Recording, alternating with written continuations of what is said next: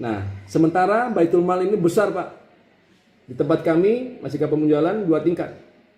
Di bawah front office, di atasnya CS, bagian keuangan, manajemen. Ya, ini yang kita sebut dengan kencelengan raksasa. Bentuknya yang lebih besar dibandingkan kota amal. Ya, ini disebut dengan Baitul Mal Masjid. Apa kelebihannya, keunggulannya? Ya, daya tampung tak terbatas, Pak. Mau berapa triliun 1 T, ya mampu nampung. Ya, nggak terbatas. Ya, kemudian mau nyumbang sendal boleh. Mau nyumbang sejadah bisa dimasukin di rumah itu. Mau nyumbang mobil bisa masuk ke Baitul Mal itu. Masya Allah, tabarakallah. Ya. Yang kedua, waktu donatusnya setiap saat. Bukan hanya sekedar setiap hari, tapi setiap detik bisa. Ya. Kemudian yang ketiga, donatur atau mujaki dari manapun bisa. Mau dari daerah setempat, lintas daerah, lintas provinsi, lintas negara bahkan bisa. Kami sering mendapatkan kiriman dari TKI dari Hong Kong, Singapura, Malaysia, ya.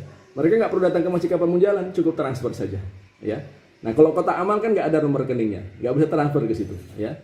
Kemudian yang keempat, ada silaturahmi, Pak. Kan di rumah kita sediakan front office untuk duduk, kita kasih air minum, ya, kita bisa bicara-bicara dari mana Pak, ngapain, ya. Itu satu rahim, ya. Sehingga nanti akan terjadi ikatan batin antara donatur itu dengan masjid.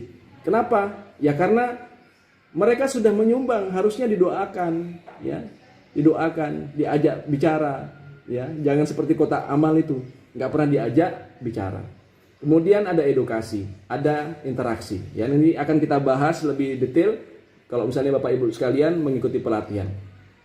Nah, kenapa kemudian Baitul Mal ini bisa menyebabkan masjid kita menjadi masjid miliaran? Karena di dalam Baitul Mal tadi, ruangan tadi ada 4 ruangan, Pak. Ada ruangan zakat, ya, ada ruangan infak, ada ruangan sedekah, dan yang paling besar itu adalah wakaf. Dan ini semua terintegrasi dalam satu atap. Oke? Saya besarkan kotak wakaf ini, kenapa? Karena inilah yang bisa menampung uang lebih besar lagi. Ya. Sekitar 2 minggu yang lalu, saya diminta oleh Ustadz Umanul Hakim untuk mewakili sahabat-sahabat masjid menerima tanah wakaf. Ya. Saya terima 30 lembar, Pak, sertifikat. Saya pikir itu isinya hanya 30 kapling. Ternyata memang betul 30 kapling, tapi satu kaplingnya 2 hektar. Maka totalnya 60 hektar. Saya tanya, berapa harga pasaran 1 hektar di daerah yang tempat kita diberikan itu?